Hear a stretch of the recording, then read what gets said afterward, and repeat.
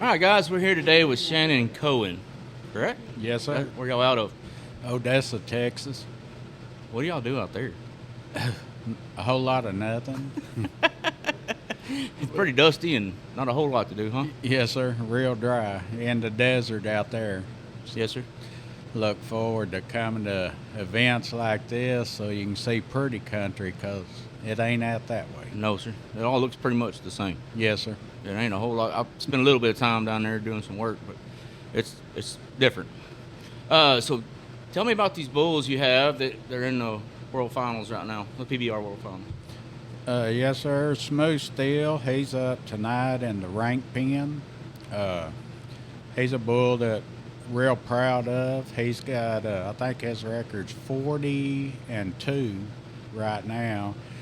And he's rode once when he was a 3-year-old.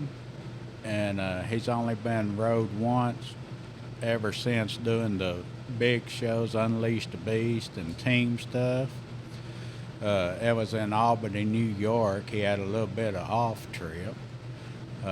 Some people may have seen him in Louisville the other day. Casio Diaz drew him, and he bucked Casio off at 3.05 or something. He's a pretty stout bull.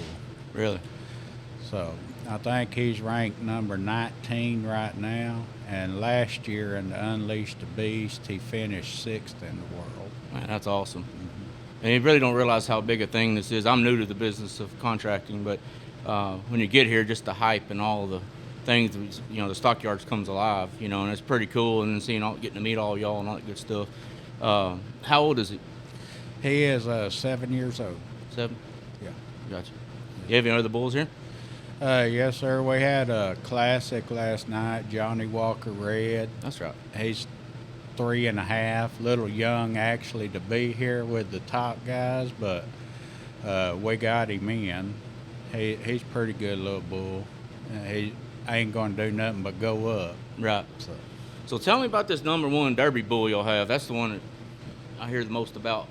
That's my partner, Tom Baker. He is half owner in Rockabilly with Ron with Cottonwood Bucking Bulls. We hope to take full possession of him at the end of this year. He's number 1 in the Derbies, and I think he's number 5 in the Classics right now, and he's just a 3-year-old. Wow, that's awesome. He's a real stout. Got you. So what got you into the business? Or what did you do before this? They start somewhere. Don't typically start in this, but there's a few. Kind of a long story. Back in my younger and not so smart days, I was bull riding up till I was 30 years old. Got out of it, went into race cars, run a lot of the no prep against a bunch of the street outlaw people, Justin, Shear, and all of them. And then I had a welding business in Odessa. That's how I ended up out there. I was born in this part of the country at Dublin, Texas. I got you. But ended up there with a welding business, and we do code work, vessels and stuff for companies. And I had some friends that I wouldn't even watching bull riding. I had some friends that was judges that we used to rodeo together, and they was judging a little backyard show one weekend and asked me to come over. And I said, yeah, I'll come over. Well, I didn't have no intention of coming over, but they showed up. Long story short, I left that show owning 5 bulls, and I've been back in it ever since. And that was 10 years ago. So you've been in about 10 years total? Yes, sir. I got you. Sounds like you like everything that's involved in adrenaline. Yes, sir. From bull riding to racing to owning bulls. That's all adrenaline junkie. Yes, in sir. a definition, pretty much. You got a family? Yes, sir. I have a wife, April Coan, several kids. Yeah. Grandkids? I got 3 grandkids. Really enjoy them. Yes, sir. Best part about them, whenever they wear you out, you can send them home. I'm not to that level yet, but I hope my kids take their time getting there. But that's what I hear. Yes. It sounds nice. Mine came with no return label. No return. So we have any cool upcoming bulls that you're excited about? Yes, sir. Real excited. We got a couple of Smooth Steel's sons that's coming up. One which is Smooth Illusions. He's gonna be good. We got another one that he's the dad of. We call Live Wire. Got a couple of Magic Maker bulls and some others. Think they're going to be pretty strong. They're hoping they're showing the good potential of being strong. Right. Really excited about that Rockabilly. You know, if we take possession of him at the end of the year after the Derby finals, think he's going to be real strong next year in the Unleashed Beast team deals wherever we can get him in. Right. Do you have any favorite cows that mothered some of these great bulls, or you do much breeding?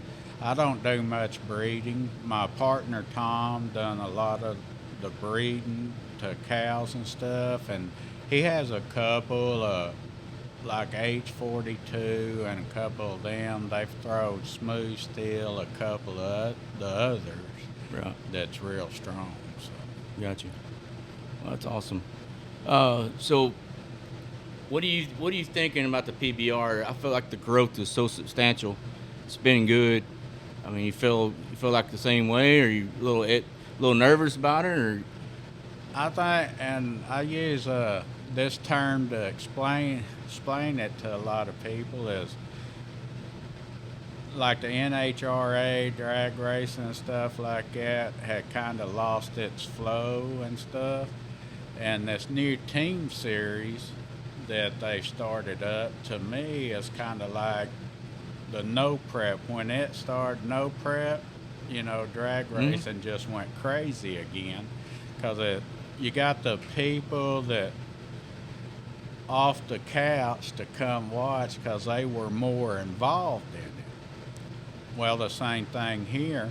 They're getting people more involved with the team deals. You come out, you have a team to cheer on. You ain't just there to watch somebody perform. You got, say, the Rattlers, the Gamblers, and stuff that you're actually rooting for. Right. I went to a couple of the team events last year, and what you're saying is I feel the same way. Is you had people that I know was probably their first bull riding event they've attended. They may watch it on TV, but I felt like when you go to like the World Finals and stuff, most of the people there are diehard, been watching PBR all their life, yes, or involved in somehow. And then with the team stuff, you're getting people off the couch. You know, yes, it's kind of like NASCAR, so to speak. That's kind of what I saw when I looked out there. It was just a whole different walk of life that typically wouldn't attend something like this. And yeah, you'd be real surprised, you know, with the opportunity we have traveling around, the people you meet. Like we was in Albany, New York, and I was sitting there talking to a guy waiting on our section to go, and he had never even seen a bull. You know, he just couldn't believe that, but he showed up, you know, for that event. So. Right. So, you know, bucking bulls, I think everybody thinks that they are an animal all the way around as far as being mean, but that's not necessarily true. No, sir. We got I got Johnny Walker Red. He may run you over trying to get petted, you know. He'll go out of his way to pet. You can't hardly get him on the trailer because he wants to stop and pet, you know. That Smooth Steel, the bull I'm telling you about, out of this world personality. You know, somebody he don't know, he'll jump out and try to bluff him. If you just stand there, he's like, oh, crap. You know, I didn't have no fun. Right. So, but they all, for me, and I know most stock contractors, as in yourself, and they're our babies and kids and grandkids. I know a lot of people don't understand that, but we take excellent care of them. they get the best of everything. Somebody asked me, well, what do you feed them bulls? They get ribeye steaks twice a day, Right. baked potatoes and stuff, you Right. know. So, but yeah, we really love our bulls and take care of them, baby them, sit and pet them, and it's just amazing how they take to you. And I got a story I'll tell you that's funny. The other day, we come in early, housed the bulls. They didn't have pens set up. Housed the bulls over there at Shane Pippin's house, a friend of ours at Granbury. Well, the gate didn't get shut good, or the chain, but anyway, Smooth Steel had unchained it, and we pulled up to load him up, take him bull housing. He was out there roaming around with 7, 8 other bulls. I said, is that Smooth? Yeah, it was. He was going across there. Well, he looked up and seen my truck.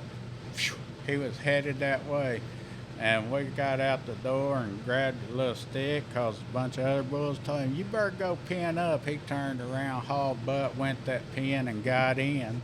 You know, he's just like a dog or something, Right. you know, kid. So most people would have been scared to death because he's a big old scary bull. Right. So. Well, and that's what I want to accomplish with some of what we're doing with this podcast is explaining the sport of bull riding. Mm-hmm. A lot of people don't know. It's all perception of what they read on the internet, which we know how that goes. Yeah. You can pretty much believe whatever you want to. There's all kinds of stories. But so what do you think makes that bull come alive that makes him buck so hard? What if you could explain it to somebody that's never been behind the scenes as a contractor or know anybody that could explain it to them? What would be the best way to explain it to take him an animal that's so docile, go out there and pet them, hang out with them, love on them, and then put them in a chute, and the whole world changes? You know, you'd have to really be up there. I don't think the cameras get a lot of it, but you can have them bulls, and they'll be coming up the alleyway, which you know what the alleyway is. They'll be coming up it. They're still pretty dog. We'll sit there and pet them, but when they hit that chute, and they feel that guy sat down on them, the old tails will start switching like a dog coming up there wanting petted. You know, it's their job. What majority of them was bred to buck, and they love doing their job. If we have an exercise pen, and it's probably 100 by 100, and we'll just take and run them in it, let them get out there and cut up. They buck. They buck for a good 4 or 5 minutes out there by themselves just playing, but they're just excited to do it. And there's so much false stuff going around that you do this with flank ropes, you do this, you know, to get them to buck. I have one bull named Spice that's real good, and he'll do the same thing without a flank rope as he will with a flank. Right. You know, so. Yeah. And that's what I want people to understand. They're not, we're not doing things, or we do teach them how to get the best out of them, but most of them want to do it. Yeah. Or love to do it, or bred. It's in their genetics, and I feel like that's just what they're bred to do, and they do it, and there's nothing mean going on about it. There's a lot of work when you get them in that chute, keep the rider safe, the bull safe, get in its right position where it performs the best. I mean, if they would spend a little more time on that, people would appreciate what a stock contractor does and all the things involved in the chute area, because there's a lot of people moving around, a lot of people doing something. They're not just sitting there watching a bull. They're working that bull, working and keeping that rider safe. Yes, sir. Yeah, there's a lot of work on the bulls, and like I said, they love the job. They get excited. You'll see some bulls that jump up and all that stuff. Well, it's just because they're overexcited. Yeah. And stuff. You can have him in the alleyway. He ain't doing crap like that. But when he gets in there, it's just like a boxer or anything else. Adrenaline gets to flowing. He's ready to go. Yep. And sometimes the riders, they ain't real speedy getting out. So he's, energy. He just, let's go. Right. So what is your all-time favorite bull that maybe you haven't owned or you have owned? What is the one that you just feel like that's what you either model your stuff off of, or what you just enjoyed watching? I guess the one I like the most, and is because I kind of watched him grow through the process, was riding solo. Uh, I think that bull, he came a long ways, and he's just exciting to watch. Right. I got you. Well, so we already talked about your up and coming bulls. What so do you go to Vegas for and that's one other thing I think we need help explain, the NFR versus the PBR. What in a nutshell, if you had to explain the difference in the bull industry between the two? A lot of people like to claim it's a lesser bulls at the national finals and stuff, and which in some cases it's true, but not most cases. There's a lot of these bulls that's bought from the NFR shows that are competing here. It's just two different deals. They don't travel or work as hard, and the difference in the PBR is let me put it this way. You go PRCA, you have 20 bulls in that pen. You may have 2, 3 the caliber of the PBR bulls. Right. When you come to a PBR event, every bull out there is stout. Right. And a lot of times, honestly, the scores don't show it, but if you're a judge, they're judging off what they like and all of that. So it that bull didn't score but this, and they do this at the PRCA. Well, it's a whole different. They have a judging category. Yeah. At the PRCA, that 42.5 would have probably been 44 or 45. Right. So there's a lot of misconceptions. I wished everybody would come together and have a better concept on everything, but unfortunately, I don't think that ever happened. No, I don't either. But I think that's why more than anything I wanted to bring it up. I feel the same way. A lot of people don't know. Why is there a PBR? Well, this is why. Yeah. Why is it? NFR. In everything in rodeo, there's different sanctions, different people put on rodeos. So it's not organizations, but PRCA and the PBR are the biggest. That most people hear about. But I feel like PBR has done a great job of production, having ranked bulls, having riders. So what would be one of your favorite riders? All time and currently? All time, probably, like everybody else, Lane Frost. Lane Frost. He was an excellent guy. Currently, I like Casio Diaz's style.